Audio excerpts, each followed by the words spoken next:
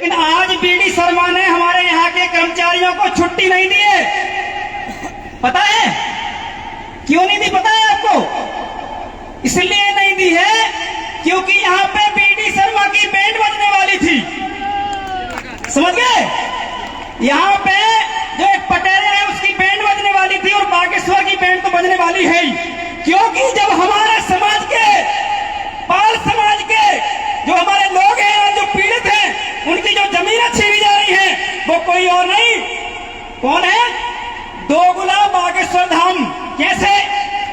जो कहता है कि मेरी फूंक से ये हो जाता है, मैं अगर फूंक मार दूं तो व्यक्ति सही हो जाता है। अब बताइए, उसी गांव का एक व्यक्ति खुद की जमीन से पीड़ित है, उसको फूंक मार के जमीन भी नहीं दे पा रहा है, इसकी ये औकात है। समझ गए ना? साथियों, मध्य प्रदेश के अंदर जो बीडी शर्मा है, लोग कहते हैं यार तुम ब्राह्मण नेताओं को क्यों बोलते हो? तो मैं तुम्हें कहानी बता देता हूं, थोड़ा शांति सुन लेना आप लोग। जब 1977 में मोरारजी देसाई की जो नारायण जो थे उनकी सरकार बनी थी, उसमें काका कालेकर की जो रिपोर्ट है वो लागू करने की बात की गई थी। तो मोरारजी देसाई भाई ने क्या किया? कहा कि हाँ हम लागू करेंगे। लेकिन जब बाद में सरकार बन गई और हमारे पिछड़ा वर्ग के लोग जब एक मंत्रिमंडल बना के गए, तो आप जानते हो कि हम नाम क्यों लेते हैं बीडी शर्मा का? क्योंकि ब्राह्मण वो भी थे, मोरारजी देसाई भाई। उन्होंने क्या किया कि हम बाद में करेंगे, ये रिपोर्ट पुरानी हो गई है। पिछड़ा वर्ग के साथ वहां भी एक ब्राह्मण ने षड्यंत्र किया।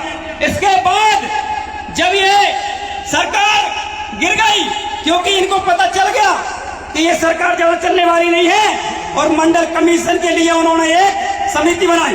बीपी मंडल वहां के अध्यक्ष बने उस समिति के, और 52% जो 1931-32 में जो हमारी जनगणना थी उसके हिसाब से हमें अधिकार देने की बात की गई साथियों।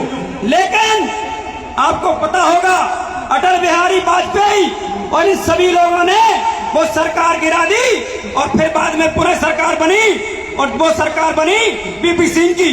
तो हर जगह जहां भी आप देखेंगे, ब्राह्मण समाज के नेताओं ने ओबीसी समाज के हक अधिकारों का हनन किया है, विरोध किया है, और पीछे से पार करने का काम किया है। एक ही सरकार बनी थी एच.डी. देवगौड़ा की। पता है आपको? एच.डी. देवगौड़ा जी ने एक भी ब्राह्मण समाज का मंत्री नहीं बनाया था। मैं आपको बता रहा हूं साथी, एक भी।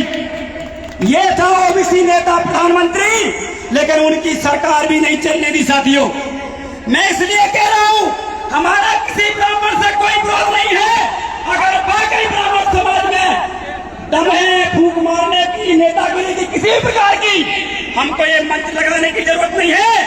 आप जैसा बिना आंदोलन के ईडब्ल्यूएस आरक्षण लागू करवाए हो, बिना डाटा के ईडब्ल्यूएस आरक्षण लागू करवाए हो, उसी तर्ज पे हमारे ओबीसी समाज को हिस्सेदारी दे दीजिए।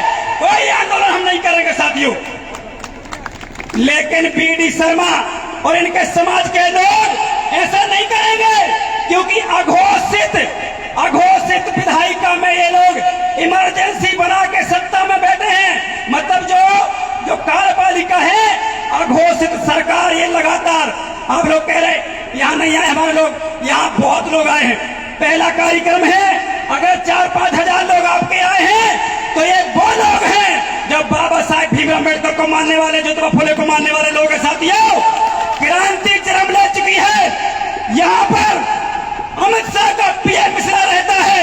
मुझे मालूम है ये बीडी शर्मा ने क्यों किया है, क्योंकि पता था कि बीडी शर्मा की कल कुर्सी चली जाएगी अगर ये कार्यक्रम ज्यादा सफल हो गया साथियों तो। लेकिन हम डरने वाले नहीं है, हमारा कार्यक्रम सफल हो गया। एक व्यक्ति को पता चल गया कि आज रविवार को इसलिए कार्यक्रम है क्योंकि नौगांव में ओबीसी महासभा के शेर दहाड़ने वाले हैं साथियों। ये कम नहीं है, ये हमारा बहुत बड़ा सफल कार्यक्रम हुआ है कि एक तरफ हम दहाड़ के जा रहे हैं और दूसरी जगह दोगुला हमारे समाज के लोगों के काम करवाने जा रहा है, उसमें ही हम काफी खुश हैं साथियों। हाँ, दोगुला ही है ना?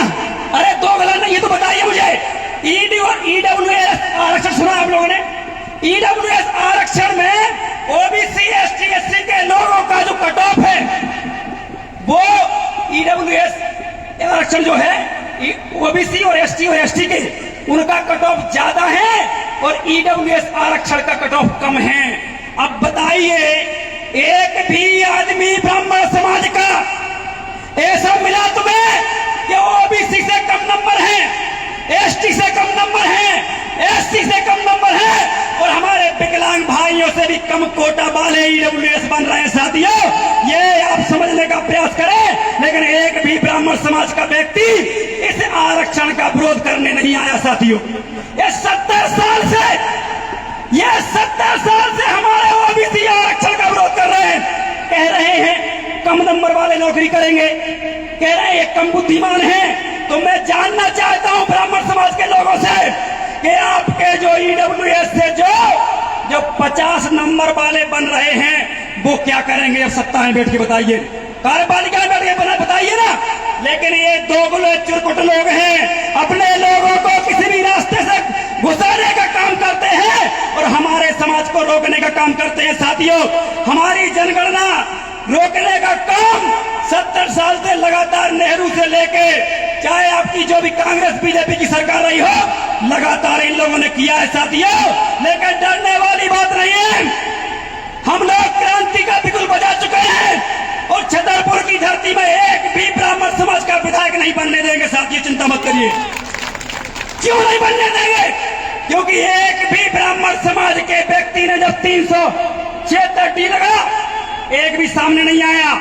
जब यहाँ पे फर्जी केस किए गए, एक भी सामने नहीं आया। तो हम वोट भी देने का काम नहीं करेंगे। साथियों, करोगे कि नहीं करोगे? बीडी शर्मा को वोट दोगे क्या? तो साथियों, इनको यहाँ से अब चलता बनाना है। एक बात और कहूंगा मैं, हमें आप लोगों को पता होना चाहिए 13%, क्योंकि 27% आरक्षण दोगुने सब है, कांग्रेस के हो चाहे बीजेपी के। कमलनाथ ने भी वही किया था कि 27 दे दिया और अपने वकीलों को खड़ा ही नहीं किया। समझ गए? इन्होंने क्या किया? हम लोग 147 दिन सागर पीली कोटी पे ओबीसी महासभा ने धरना दिया तो हमें 27% आरक्षण सिर्फ कागजों में देके चला गया कमलनाथ। साथियों, और जब ये कोर्ट चला गया तो इस पे स्टे लगवाने का काम कोई और नहीं, ब्राह्मणों ने किया है। साथियों, इसलिए ये लोग कहते हैं कि ब्राह्मण का नाम क्यों लेते हो? क्योंकि सबसे ज्यादा हमारा अगर विरोध कोई करने वाला काम करता है तो ब्राह्मण समाज के लोग करते हैं। साथियों, बताइए, करते हैं कि नहीं करते? हमारे आरक्षण का विरोध कौन करता है? लेकिन ईडब्ल्यूएस आरक्षण का वही ब्राह्मण लोग क्या कर रहे हैं? सपोर्ट कर रहे हैं। जबकि सबसे कम नंबर वाला अब वो टीचर बनेगा, तहसीलदार बनेगा, कलेक्टर बनेगा। ये दोगुनी चौरकुट वाली राजनीति अब सामने आने लगी है, क्योंकि हमारे लोग ये जानने लगे हैं कि हम बाबा साहब भीमराव अम्बेडकर के अगर विचारों पे नहीं चले तो ऐसे ही कुचले जाएंगे जैसे धनोरा जी को कुचला है। अब धनोरा जी क्या है? बीजेपी पार्टी में, प्रीतम सिंह बीजेपी पार्टी में ये लोग थे।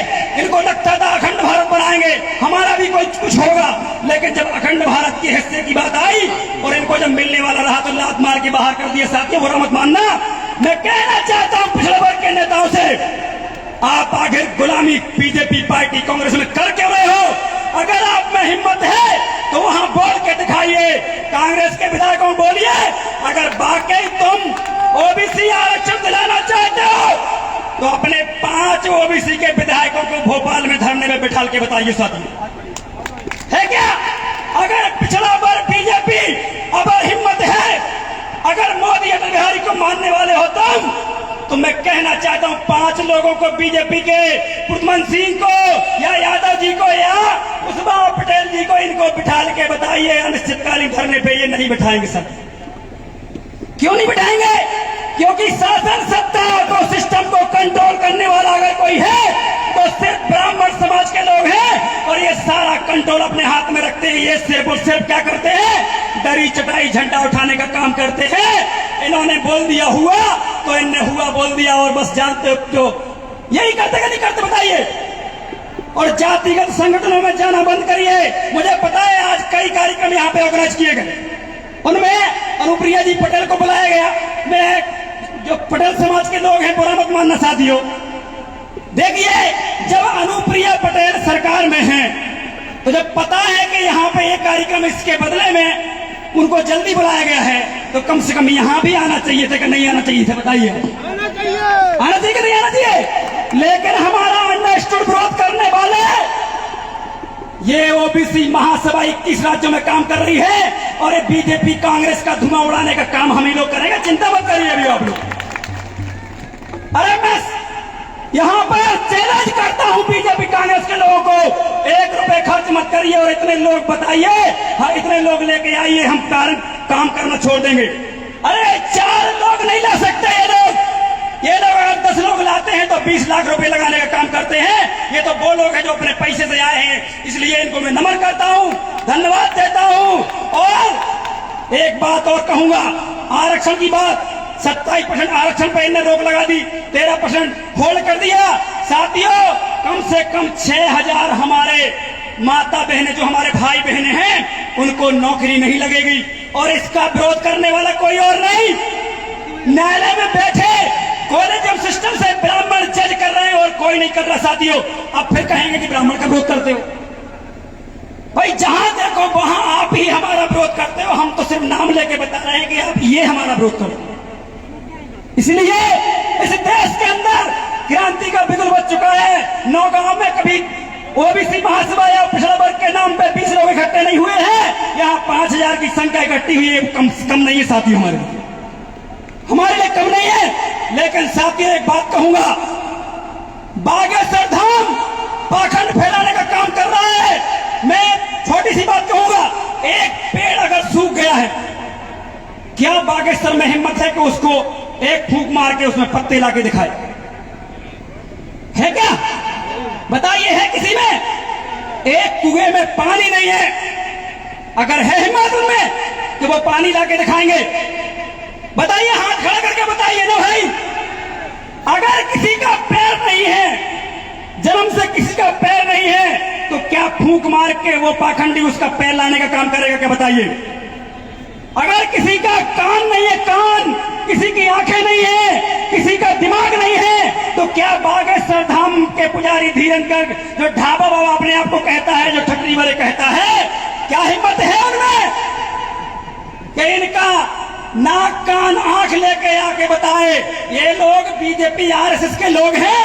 ये थोड़ा सा ये जो दिमागी जो आपकी बुद्धि का क्या संचार होता है उसको समझ लेते हैं। और आपको मैं बता देता हूं, जैसे मान लो इस विधानसभा में 4 लोग हैं जिनको लड़ना है ओबीसी के, समझना बात को। अब वो 4 लोग हमारी टीम के पास आएंगे तो हम क्या बोलेंगे? एक मान लो एक आ गया तो एक पहले वाले को हम बोलेंगे अच्छा काम कर रहे हो लेकिन लगे रहो, ठीक है ना? मैं बाबा बन गया, देखे समझना बात, अच्छा काम कर रहे हो मतलब लगे रहो, ठीक। फिर दूसरा आएगा, आपका काम बहुत बढ़िया है लेकिन इस व्यक्ति से मिलो, ठीक है। फिर तीसरा व्यक्ति आएगा, वो कहेगा आप तो जीतने वाले हो लेकिन थोड़ी कृपा रुकी, थोड़ा ये कर लूं, ठीक है। लास्ट वाला आएगा, उससे कहेंगे जनता बिल्कुल ऐसे लग रहा है कि बिल्कुल आज ही जिता दे, लेकिन आप अभी थोड़ा सा वक्त और है, इंतजार करिए। अब बताइए, 4 लोग उसी के पास गए हैं और उनमें से जब 4 में से 1 जीत जाएगा तो बाबा का वो व्यक्ति ढोल लेकर जाएगा, ओए देखो जीत गया, जीत गया, करेगा नहीं करेगा? 1 ही जीता ना, और 3 वाले वो कुछ नहीं बोलेंगे क्योंकि उनको बोल दिया था थोड़ी सी कमी, थोड़ी सी कमी। तो ये बाबा लोग इस प्रकार से तुम्हारे दिमाग को हैंडल करते हैं। और बुंदेलखंड में तो सबसे ज्यादा यही कर रहे हैं, बच्चा नहीं है। अब बच्चा बिना पति पत्नी के हो ही नहीं सकता है, लेकिन ये पता नहीं कैसे कर देता है कोई दुनिया में मशीन है, लेकिन सांस कर सकती है, बाबा बाबा कुछ नहीं कर सकते। ये सिर्फ और सिर्फ अपनी गाड़ी भर के पैसा बैंकों में जमा कर रहे हैं। और हमारे ओबीसी एसटी मूर्ख लोगों को, जिन्होंने बाबा साहब भीमराव अम्बेडकर ने जो संविधान में दिया था कि आपको संविधान पढ़ना है और पाखंड छोड़ना है, मैं कहना चाहता हूं इसी बुंदेलखंड के लोगों से, आपको कभी रामायण पढ़ने दी क्या? हम बताइए, एसटी और एससी के लोग पढ़े क्या? कभी दूर बिठाते थे ऐसे, मैंने खुद देखा है। इनको मंदिर में नहीं जाने दिया, लेकिन आज इनको हिंदू बनाया जा रहा है। बताइए, जिनको मंदिर में घुसने नहीं दिया जाता वो हिंदू कैसे हो सकता है? बताइए मुझे, जितने चाहे मंदिर बता दूंगा। यहाँ पे खुद आपके गांव में कई मंदिर होंगे जिनमें आज भी ब्राह्मण की दहशत में ओबीसी और एसटी के लोग अंदर घुस नहीं पाते होंगे साथियों। ये सिर्फ षड्यंत्र चल रहा है। धर्म की गद्दी पर बैठ के सिर्फ और सिर्फ धर्म की गद्दी पे बैठ के सिर्फ और सिर्फ ब्राह्मणों की रक्षा की जा रही है। ये बताइए मुझे, अगर ब्राह्मण समाज सच में ईमानदार है तो जिन लोगों ने कोर्ट में ओबीसी आरक्षण के विरोध में ब्राह्मणों ने याचिका लगाई है उसको हटवा के दिखाइए, तब जाने की आप हितैषी हमारे हो। है क्या? कोई नहीं है, क्योंकि 4,000 साल से लगातार तुम्हारा शोषण अत्याचार धर्म के नाम पे, पाखंड के नाम पे अत्याचार करके और दो आप में भिड़ा के हो, तुम लोधी हो, तुम कुर्मी हो, तुम काशी हो, तुम पटेल हो, कुशवाहा हो, तमाम प्रकार की 3,743 जातियों में उलझा के, 3,000 एससी की जातियों में उलझा के 40,000 उपजाति के संगठन और 3,343 जाति के संगठन बना के आपस में लड़वाने का काम यही लोग करते हैं साथियों। इसलिए डरने वाला नहीं है, जिंद जाग चुका है। ये तुम्हारे सामने खड़े होने की औकात नहीं रखते हैं। मुझे मालूम है ये लोग डेली सोचते हैं उसको उड़ा देंगे, इसको उड़ा देंगे, लेकिन फूंक क्यों नहीं मार देते हो साथियों? उड़ाने की जरूरत ही नहीं। भाई बागेश्वर फूंक मार दे कि महेंद्र सिंह लोधी ऐसा बोलता है, फूंक मार दी महेंद्र सिंह खत्म। धर्मेंद्र सिंह ऐसा बोलता है, फूंक मार दी खत्म। ओबीसी का एक पंडाल जो लगा है इसमें फूंक मार दे तो खत्म। जब फूंक मार के सब कुछ होता ही है तो फिर काहे के लिए भैया आपके लोगों को आप बेकार में ज्ञापन दिलवाते हो, दुनिया भर की बात करते हो? ठीक है ना? इसलिए ओबीसी महासभा में जुड़िए। ये वो लोग हैं जो दिल्ली की सरकार गिरा सकते हैं। 9 गांव से चिंता मत करिए, ये बहुत भारी भीड़ है हमारे लिए। बहुत बहुत धन्यवाद। जय फूले, जय अवंती, ओबीसी महासभा जिंदाबाद। एक बार सभी खड़े हो जाइए। जय जवान, जय किसान, जितनी जिसकी संख्या भारी, ऊपर हाथ करके बोलिए, जितनी जिसकी संख्या भारी। जय जवान, जय किसान। हम अपना अधिकार मांगते, हम अपना अधिकार मांगते। साथियों कसम खाइए, संविधान की हम कसम खाते हैं। याद करिए सभी, संविधान की कसम खाते हैं, संविधान की, कि हम ब्राह्मणवादी सोच के लोगों को वोट नहीं देंगे। हम इस देश में जो ओबीसी एसटी की लड़ाई लड़ते हैं उनका वोट देने का काम करेंगे। पुष्पेंद्र कुशवाहा पूरा हाथ उठा के बोल रहा है। कुशवाहा जी बहुत धन्यवाद आपका। चलिए धन्यवाद।